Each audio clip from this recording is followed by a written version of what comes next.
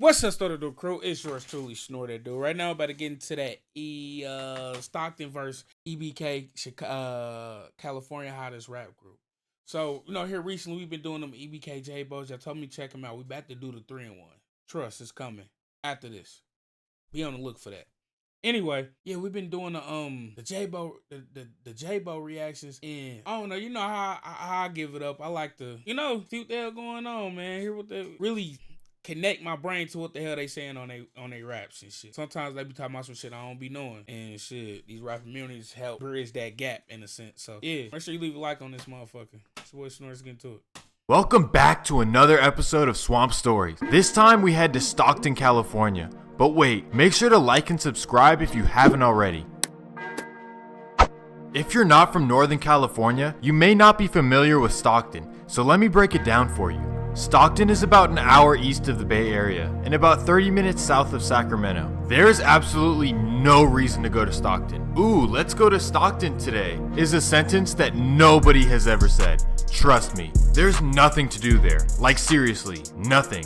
On top of this, it's hot, dry, and dangerous. Stockton is the last place that bay waters flow to, so it became a port city.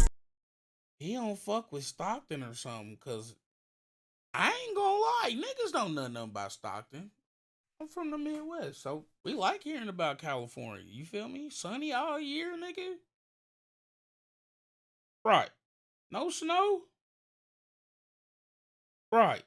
It's surrounded by farms, so the city grew because ships would come pick up the produce, then bring it down the river to the Bay Area. Times have changed though, and humans have evolved, so Stockton doesn't really have an industry anymore. It's actually the largest city in American history to file for bankruptcy protection. In 2012, the city went completely bankrupt and couldn't even pay its employees until they got saved by the federal government.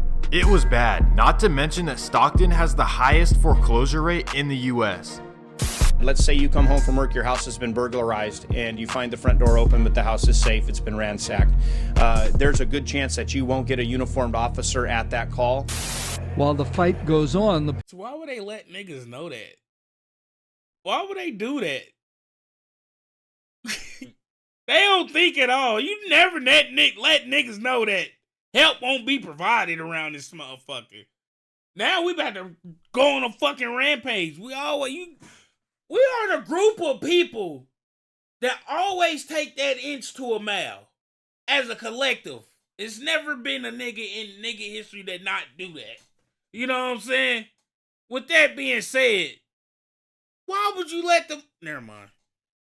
It ain't a never mind, but it's just like, all right. No, not watch later. people of Stockton continue to struggle. More and more people are showing up for food giveaway programs and free meals. Even though their economy has been bad for a while now, Stockton is one of the fastest growing cities in the country. Wait. So you mean to tell me that people are moving to this city where there's no jobs, a bad economy, and no attractions? Yes, that's exactly what has happened. The Bay Area has gotten more and more expensive over the last 20 years, which has caused gentrification. All these lower income families have been pushed out to Stockton. Just like Antioch, Stockton is filled with people from East Oakland, Hunters Point, Richmond, East Palo Alto, and more gentrified neighborhoods. So it's like okay. They got a lot of motherfuckers moving in because of shit. Okay. That's crazy, though. That's crazy how they can just flip a whole city and change the whole dynamic of that motherfucker. Just, what? In the country. Wait. So you mean to tell me that people are moving to this city where there's no jobs, a bad economy, and no attractions? Yes, that's exactly what has happened. The Bay Area has gotten more and more expensive over the last 20 years, which has caused gentrification. All these lower income families have been pushed out to Stockton. Just like Antioch, Stockton is filled with people from East Oakland, Hunters Point, Richmond, East Palo Alto, and more gentrified neighborhoods. When they moved to Stockton, they realized that things operate differently. Unlike in the Bay, where you associate with whatever block you're from, in Stockton, it's more about who you roll with rather than where you're from. That being said, it's still different than other cities like Antioch and Fairfield that had no crime before the Bay Area gentrification. Stockton had already established their streets before the Bay Area people started moving in. That's what makes Stockton so crazy. There are so many sides to it, I can't cover it all in one video. That brings me to the hottest group of rappers in Northern California. We're going to talk about who they are, who their rivals are, and why they split up. But before we do that, let me run the intro. Like I had it, then I lost it. Give a fuck, nigga. Check the cost. I ain't gonna do all that. You know what? This is a reaction video.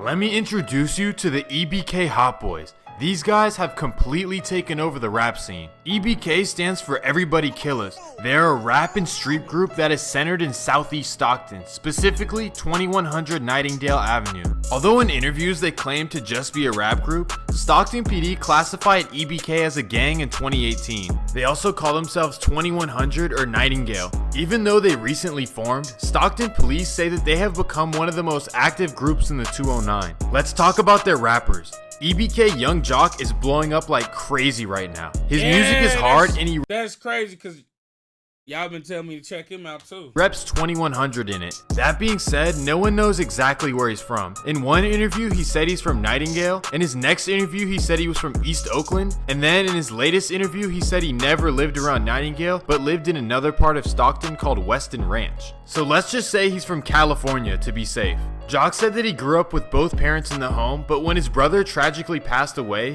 he turned to the streets. He spent a good amount of time in juvenile before getting out and starting to rap. You can see what type of time he's on when you look in his eyes. Then you have Marcus Peters. I mean EBK JAAYBO. He's the youngest of the group. The 17-year-old. I took one glance at that fucking picture over there. That's crazy. I never seen a resemblance. I'd never seen a resemblance until now.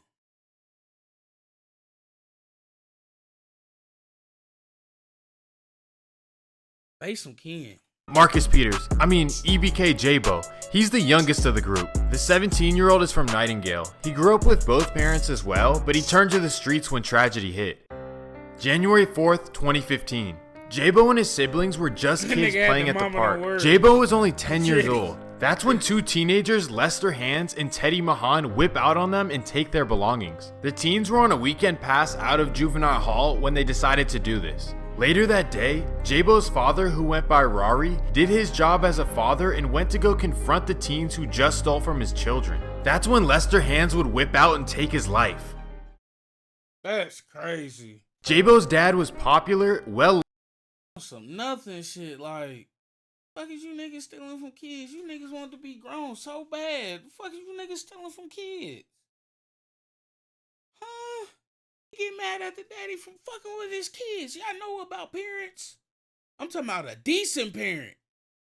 Well, nigga, a decent parent, bro, will go all out about they fucking kid, bro. I'm life on the line type shit. Don't give a fuck. Decent parent will go about they shit, about they kid, bro.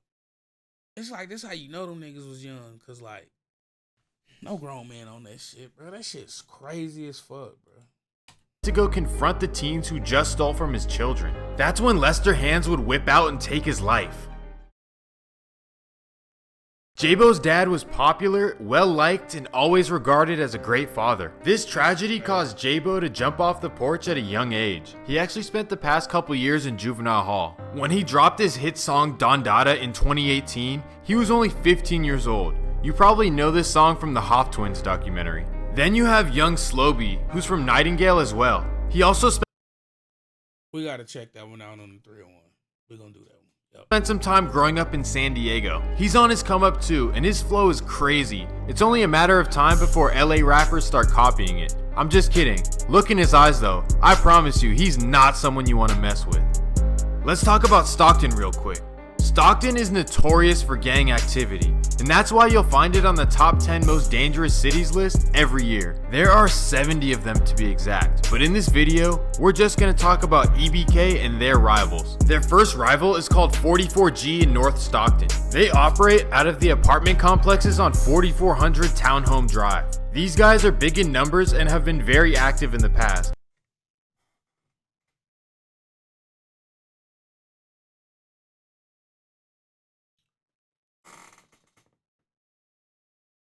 Makes sense. It makes perfect sense. It makes fucking splendid sense. If y'all remember in that Apocalypse song. And that's why he's trying to get into real estate investments, man. And that's, he's a nigga like him gonna always forever get Jim. He a young OG for real. He, in his music, he talk about buying townhomes, right? That's a good real estate investment. Cause you can build them in so close quarters, so you can kind of stack them real close together. In the same amount of space you would have put one house, you could put 3 or 4. So damn, that nigga on to something, right? Right? Please, we all on the same page. God damn, that shit was. The more you fucking know. They throw up 4s, that's why you can see JAAYBO crack 4s in his music videos. EBK's other rival is in North Stockton as well. They're called NGSC, and these guys roll deep. You remember that guy Jeremy Meeks who got famous for his mugshot? Well, he was a member of this gang, and he was known for putting in work too. These guys took a huge blow after Stockton police dismantled them. CBS 13's Macy Jenkins is live from Stockton with details on this. Macy? Well, Sharon and Tony's Police Chief Eric Jones calls this a 360 approach to cutting down on gang activity. He says after countless hours of police work, the streets of Stockton are safer tonight. 23 people are behind bars tonight for possession of narcotics, conspiracy, theft, promoting gang activity. The list goes on, and the tally, more than 60 felony charges. This was an outstanding operation to dismantle a very violent gang in Stockton. The operation came to a head on Wednesday after a round of raids throughout the city. And all I heard is boom, police, police. This man says officers rushed into his home early in the morning. In general, you never really know what's behind the music. Some rappers lie about a lifestyle and no one really knows if they're from that or not. For example, the Migos have done this for over 10 years and people still haven't figured it out. EBK is different though. This nigga jokes are crazy, bruh.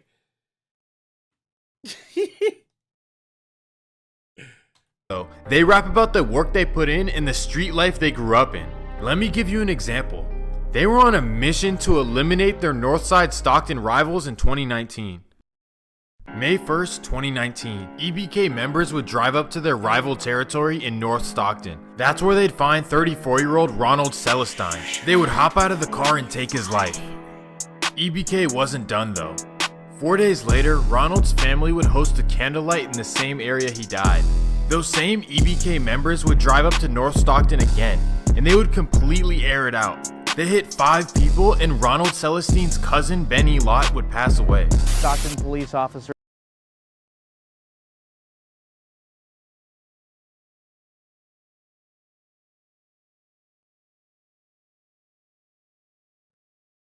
I just thought of some shit to do in the video.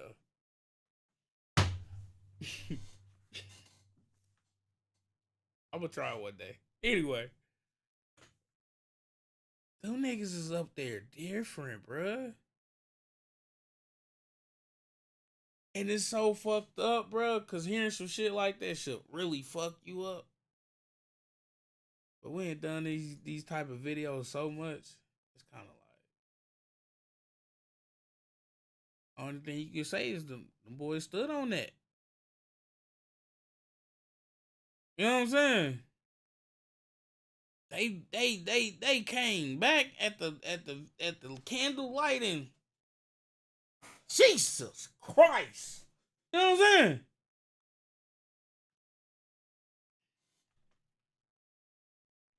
The candlelight in the same area he died.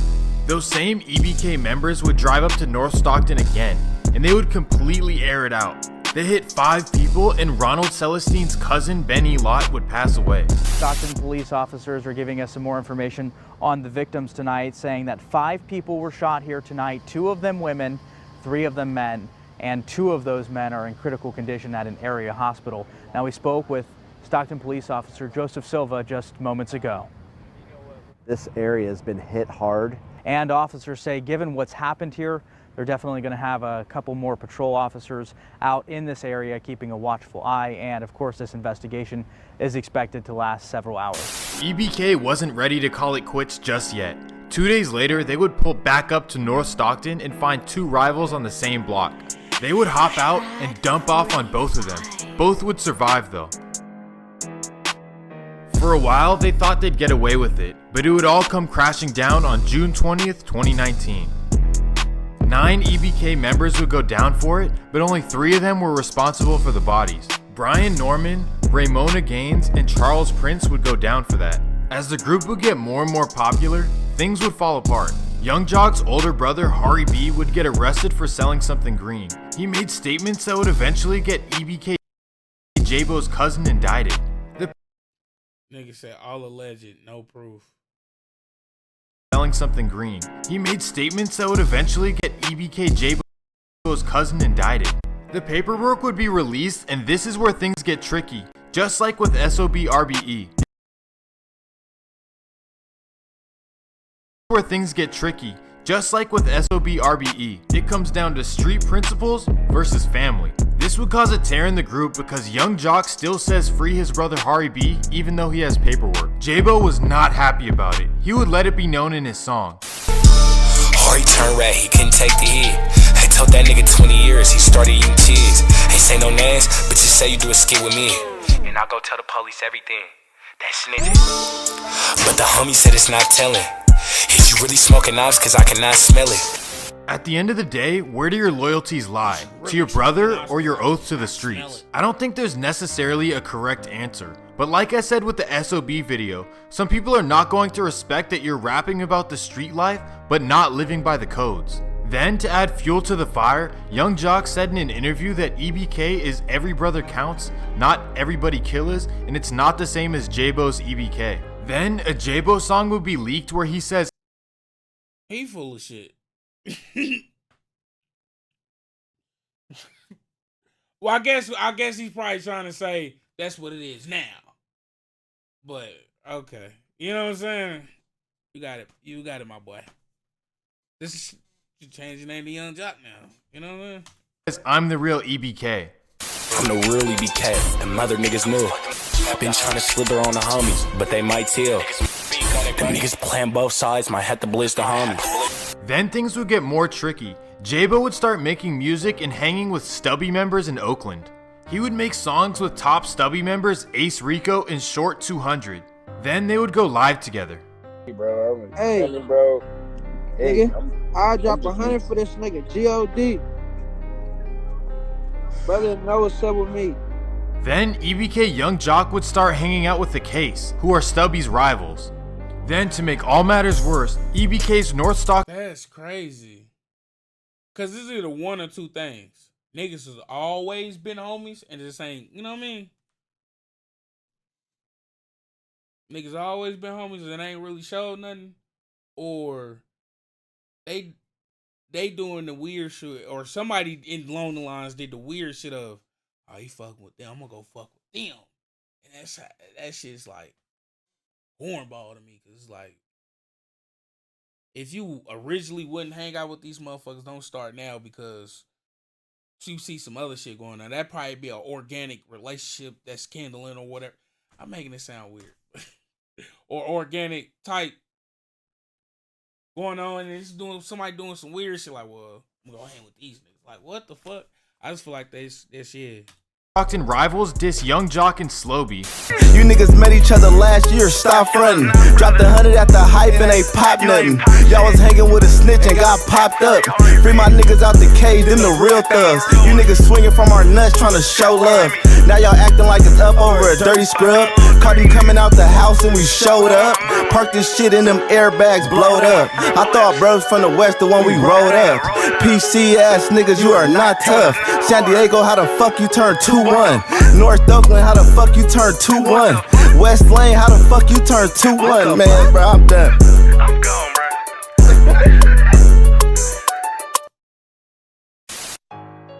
In response to this, JAAYBO's cousin would go to their block and post up to show that he Damn. isn't scared of them.